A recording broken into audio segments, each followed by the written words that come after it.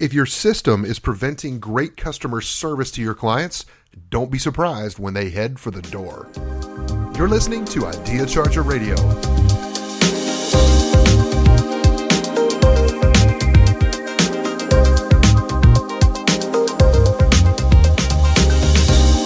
Hey there, Success Chargers, and welcome back. It's Scott, and we are here with yet another episode of Success Charger.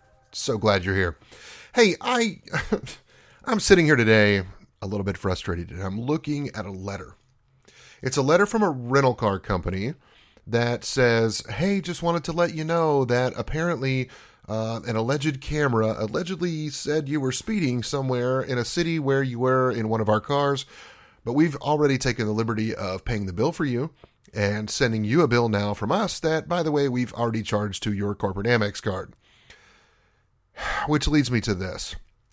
I'm frustrated. Not that I got caught speeding. I guess if that's what I was doing, then I should get the ticket, I guess. But I have a fundamental issue with these ridiculous traffic cams. Now, in Harris County, which is the county where Houston, Texas is, they had those for a while, but they created such an outrage in the community, they voted them out.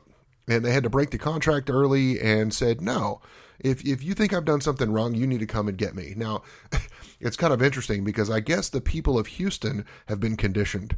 You see, a red light at an intersection merely means maybe one or two of you sneak on through. That'd be all right. And that's what people have gotten used to. That's the level of service, if you will, that had become the norm. So as we stop and think about this, my infraction, apparently, was in Cedar Rapids, Iowa. Now, I did have a rental car. There was some question as whether or not the time is accurate. I'm pretty sure I was still in a meeting with my client. But they do have a picture of my rental car allegedly going through a specific spot at roughly a time that I guess I would have been headed there back to the airport. But they said, if you want to deal with this, you can call us. Well, I called the rental car company. They said, we've already paid it. There's an address on the letter. You can check that. So I go to that URL, go on the web, take a look, and I have an invoice/ticket number, but I don't have a PIN number that allows me to see what's going on, and their website says there's no way for me to figure that out. So I place a phone call to their customer service folks, which they say, well, we're not able to take your call, but you can leave a message and we'll call you back. 7 hours later, which was at least an hour and a half after their close of business, somebody called me from a number I didn't know while I was at dinner with my family, so I didn't answer the phone. I thought, if it's important enough, it'll go to voicemail. Sure enough, they left me a voicemail. It was the company, totally ignoring all the detailed information and the question I actually asked when I said I need to be able to log in to check this out. Needless to say, I repeated the process again this morning, got the same response, and 2 hours later, I decided, you know what, I'm trying one more time. So I called, this time got a person. I didn't take it out on them, but I made it very clear that their process was not very easy, for feedback's sake. And of course, I did it in a very professional manner, but I was frustrated nonetheless. Now, the intent behind this, right? If you go to Cedar Rapids, Iowa's website and you pull it up, there's some crazy letter from the city that says, something no one would argue with, right? Like, well, safety is of our concern. We don't always have the ability to have a police officer 24/7 at all these places. I was on a sparsely populated interstate in the middle of the day on a Tuesday afternoon. There was nobody there. I'm pretty sure I was just sort of running with the traffic, as is my practice. Wherever I am in the country, I kind of roll with whatever the traffic's doing. Now, let's just say they were 10 other vehicles. I'd say that was that I could see within, a couple of minutes of where I was. So let's just, on average, let's see, that was $75 an infraction. That was a $750 minute. And I would imagine if they do that 60 times in an hour, you kind of see where I'm going with this, right? Yeah, it's great. Now, if you read the fine print, it tells you, well, this isn't really going to go on your driving record. We're not even going to report this to anywhere. You know why? It's a speed trap. And speed traps are illegal. You can't do that. You've got to give people a fighting chance, let them know what's going on. I went back on Google Maps and tried to follow the route to see if I could even find a speed limit sign. But, the picture there is from, 4 years ago, and who knows if that's been different. And It's their word against mine, and they're a system, and it's a system that's broken. Now, here's my point with all of this rant. It's not about the ticket, okay? I'm going to pay it and move on. As much as I'm on the road, if that's the only ticket I got this year, that's pretty good. But let's argue this point for a minute. It made me wonder, have you somehow justified what you do for your own clients to the point that your system is ridiculous? You have them call a number to talk to somebody else to deal with an issue that really, don't you owe them some sort of an explanation? What if you just sent an invoice to your clients with a half-baked explanation and expected them to just pay it? In fact, go ahead and take the money out of their account, or go ahead and invoice them or bill their account. See how that flies with them. I don't think it would go very well. It's just being caught in a machine. So I wanted to think for a little bit about what you could do to set your business apart. Because customer service is something that doesn't have to cost you a lot of money. In fact, it's probably the cheapest thing you can provide your customers that builds value in the relationship. So let's talk about this. What can you do from a value-added perspective for your clients? My first career many years ago was in the financial services industry, and I spent some time as a financial advisor. I really enjoyed that job. It was a lot of fun. There was a particular case, though, where I had taken over a small book of business that, I'll spare you the details, but it basically amounted to, there were a number of customer relationships, but someone else before me had gotten paid any commissions, and there was no monetary incentive for me to work with this particular client, other than it was the right and the ethical thing to do. In an effort to get to know my clients, a lot of times I'd call them up, invite them into my office, and offer to sit down with them and just visit about their investments and see what was going on. The only way I was going to make more money from that particular client was going to be to get them to bring more money to be invested, or to maybe change what they were invested in if it was appropriate. But long before I could get there, I had to build trust and a relationship with them. And even before that, I just needed to listen to find out where they were coming from. In all of the workshops that I do, empathy seems to be a word that continues to surface to the top. Can you put yourself in a situation to recognize and acknowledge the emotion that your clients, customers, and prospects are feeling? You hear a lot in sales training about, can you take away the customer's pain? And I challenge you with that.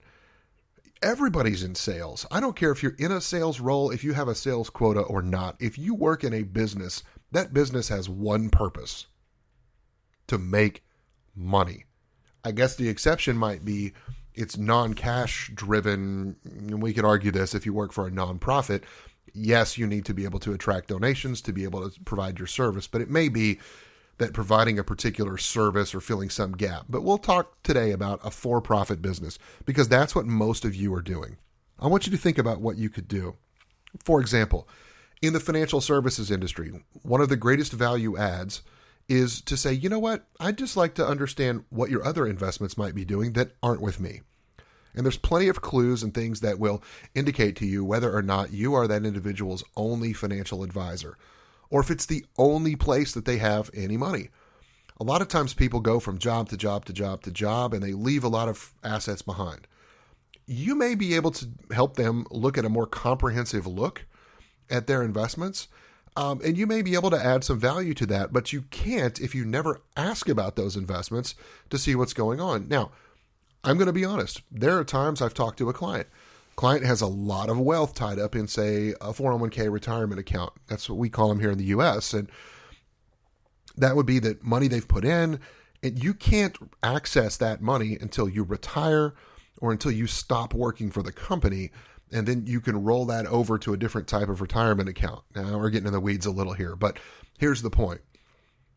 If someone has a good job, they've been there for a while, you're trying to earn the business of when they have an event that triggers a decision that needs to be made about their money, you want to be the person that they naturally think of and come to when it's time to do that. In other words, you've got to put that line in the water so that you can reel that fish in when the opportunity exists to make the money. Now, that's one particular industry, but that happens in every single industry. A lot of times when the salesperson gets in the door, you have a great product and it will take away their pain, but your timing is wrong. They don't have the money in the budget. They're not ready to make that decision. They're focused on something else. But you need to make sure that you do something that keeps you top of mind for whatever they're trying to do and adding value. In other words, offering some of your expertise at no charge to them is the fastest, cheapest, easiest way that you can make that happen. Several of my speaking colleagues have started doing something interesting this past year. They've started rolling out value-added service to provide podcasts like this one that are event-specific. Now, there's some that have done that on a free basis, right? Where they've done it as a value add that, hey, if you're going to pay me to come to your event, then maybe I'm going to add that as something I can do to help add value, give you another reason to hire me and pay my fee to come to your event and speak, and to offer that as a service. And what I do, I've even done this. I've done this where I've talked to some clients and I've said, look, I have a show. It's on every Tuesday. If you like it, take a listen, see what you think. What I'd like to do is create a mini show that for a few months or a few weeks leading up to your event, we interview perhaps some of your key people that are coming to your event, or let the board send out a message or do something that helps hype up the event. I pitched this recently to a client and they said, last year we did some video clips and they were very well received, but we never thought about adding audio. Now, I speak for a living. I have a podcast. To be able to produce that extra value added something, not a big deal. But what I've done is I've said, look, don't just pay me to show up, give a presentation and leave. I want to get involved with your organization to understand what it really is trying to do right now. Is there some pain that the people that are at your event need taken care of? What are the hot topics? Can I help your event be better? And what I'm doing is endearing myself to that client, making that something that is almost a, why wouldn't we hire this guy? He's not just wanting to show up and get paid. Oh, and by the way, I'm even offering that service to one of my clients that is a free event. It's an event they don't pay most of their speakers to come and present. But I said, you know what? I've spoken at your event before, and it's in front of my target audience. So it's a great exercise for me, a great honor to be a part of their event. In exchange, they give me free admission to their event for the 3-day conference. I'm going to be there anyway. I'm going to be attending and seeing what my competition is doing, see what other folks are doing. So that's kind of my ticket for speaking at the event, is I get to go to the event. So I want to make sure that I get a little more credit. They put out a separate call that said, hey, we're looking at a different style of event. It's a little different. If you're interested, let us know. It was kind of an extra question when I submitted my proposal for the breakout session I wanted to deliver at their conference. What happened? They simply said, hey, what's your idea? I pitched it to them. They said, wow, we really like this. And when I got a call, she said, I want to run this by a few people. I got a call back in a couple of days that said, hey, would you be willing to do this as a full day event that we could pay you for? Ding, ding, ding, ding, ding. Had I never asked the question or offered, is there something else I could do of value, or put myself out there and said, here's how I can help promote your event. Oh, I understand that you've had some issues. In fact, they said, tell us what you'd like to do for this sort of special off-the-wall event. I said, could we schedule a phone call so I could find out what's worked or failed for you in the past? In other words, I took the opportunity to go a step deeper. We had a 20-minute conversation, at the end of which she said, wow, I've had a lot of people that I've talked to over the past couple of weeks. This is one of the best ideas I've heard yet. And it was an idea that I hadn't yet written. It was only a concept. And that's the other piece. A lot of times you can offer some value to people. Just put it out there. Don't wait until you have a product created. Don't wait till you have a book written or a program that you can offer or some extra service.